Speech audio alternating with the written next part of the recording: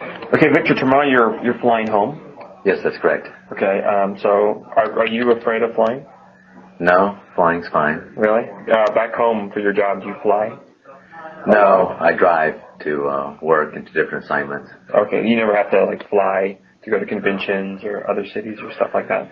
Once or twice each year I do fly to go to conventions connected with my work. Okay.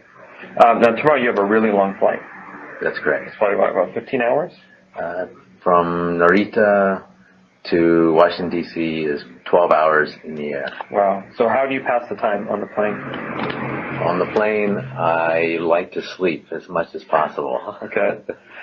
Do you take medication or you just have a beer? Or? No, I don't take any medication. I tend to stay up late the day before so that I'm so tired I will want to sleep on the plane. Well, good strategy, and I hope you have a good flight. Thank you very much.